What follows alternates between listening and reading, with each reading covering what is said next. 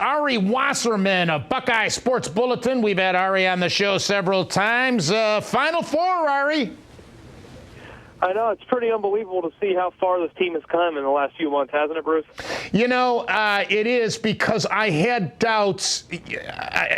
I felt they lost. They were missing the leadership of Lighty and physically his inside-outside presence. The outside shooting, obviously, of Diebler. But this team still is so loaded with talent, but I question the depth, the bench strength, and here they are in the Final Four. So far, so good, even with Sullinger getting into some foul trouble.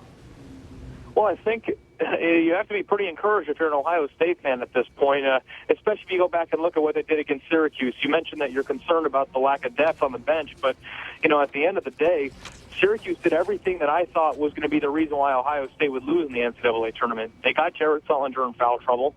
They got even Evan Ravenel in foul trouble early in the game, and then you have a third big man on this team come in, play 9 minutes, score 3 points, grab 4 rebounds, block 2 shots. I mean, it's unbelievable. You're getting contributions from some of the players that didn't play much at all year, and a lot of the players are starting to come on strong. So, at this point, if Ohio State was able to endure another poor game by William Buford, foul trouble from 2 of their big men, and still win a game against a team like Syracuse in what was practically a road game, I mean, this team seems pretty hard to beat right now.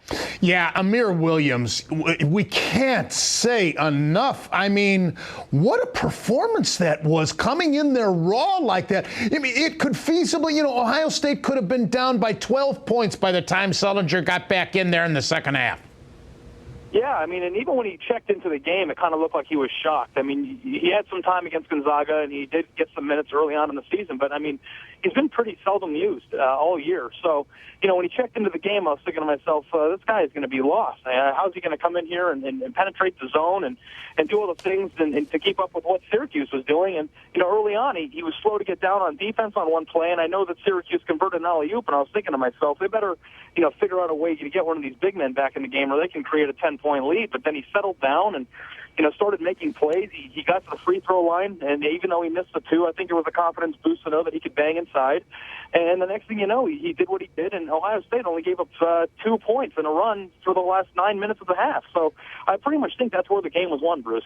Everybody seems to be stepping up at the right time. 2 games ago, Thomas with that surge right before the end of the half.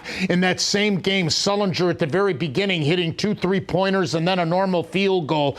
Kraft was unbelievable from start to finish, and he's really showing his leadership now, Ari.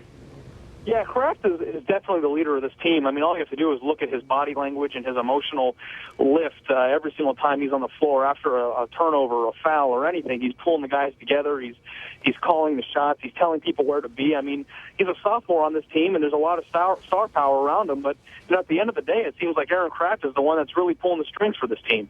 And, you never quite know what you're going to get out of him on offense. Sometimes he has 17 points, sometimes he has 4. But the one thing you do know you're going to get is some of the best defense in college basketball. And any time you have a defender like Kraft that can lock down dynamic guards on the opposition, you'll take it every time. And he's definitely one of the main reasons why Ohio State's in the position they're in today. And let's talk about his matchup with Kansas with Taylor. It's hard to ever doubt him. I mean, obviously, he's going to be going up against some dynamic players, and he's done it all year, though. No matter who he's playing against. I mean, last week he was Scoop Jardine. I mean, it doesn't really matter. He's the best defender in college basketball, and at this point, I'm taking him over anyone.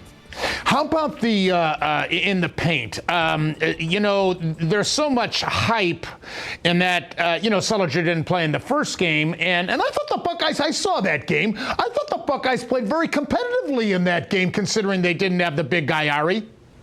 Yeah, if you remember, William Buford, I think, scored 17 points or something like that in the second half. I know it's been a while since that game, but, they were in striking distance on the road in Lawrence against one of the best teams in college basketball without their best player. Obviously, Coach Self is going to do what he has to do to prepare for the reinfusion of Sullinger back into the lineup, and it's certainly going to be a good game, but you have to be encouraged by what you saw if you're an Ohio State fan, even though they did lose. I mean, it was on the road. They had their backs against the wall. They were without their best player, and they really battled. And I think that's what you want to see out of a team like this. And you want to talk about confidence. This team isn't even nearly as confident then as they are now. So I think it's almost unprecedented to think that they lost to Wisconsin at the end of February, and 2 games out of the Big Ten with 2 games to go to, win the conference and then be in the Final Four. It's the best coaching job, in my opinion, that Thad Matta has done in his time here. And, again, as I started to say, the much talked about matchup with Robinson, don't you think Self is better served putting Withey on Sullinger? He might. But you know what the thing is that Deshaun Thomas is a big. And it's going to be a mismatch for them either way because he's just been so well equipped to handle the offensive boards. He's scored inside, he's scored outside. So I think even when teams that have 2 different guys that have height, one of them's going to be mismatched because they're going to have to try to deal with Thomas. And I think that's what makes Ohio State pretty tough to defend. When you look at that first matchup and the differential in points, that's just about the difference you would figure with Sullinger. So are you anticipating a nail-biter here?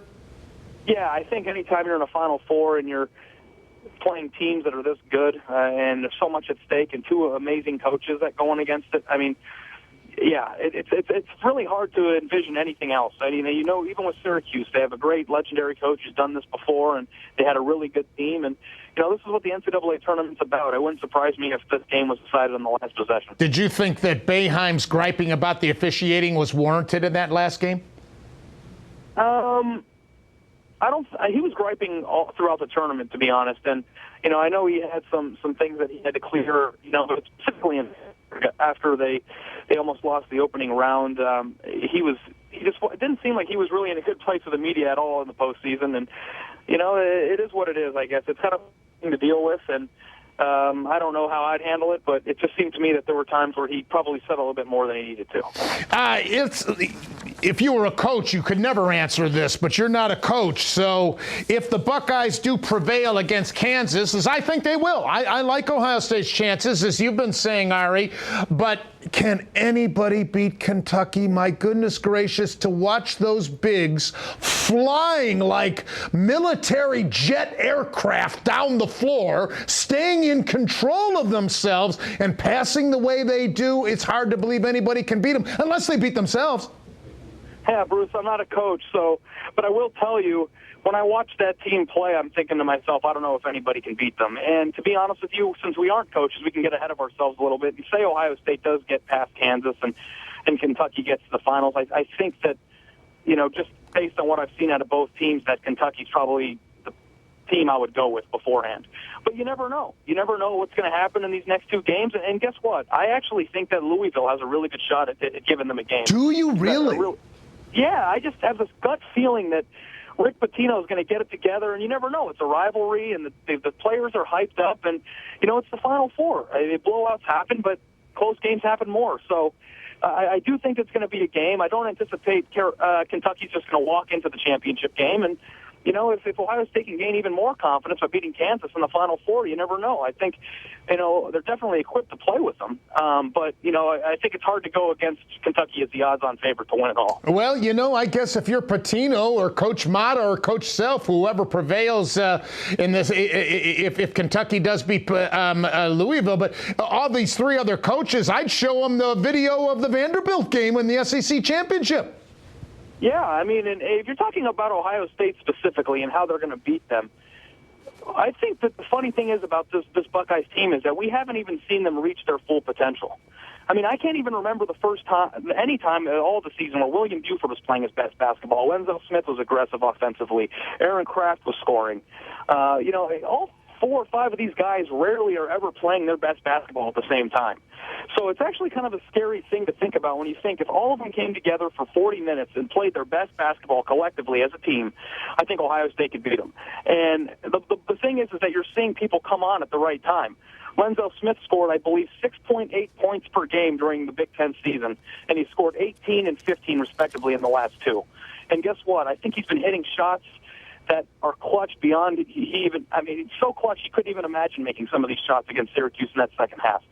So he's definitely coming on as a threat, and we talked about this months ago. It's just about William Buford. I mean, he hasn't been playing very good basketball right now. If he can kind of get things going and things can come together, I think Ohio State is definitely good enough to at least compete for the national championship. I mean, they're here.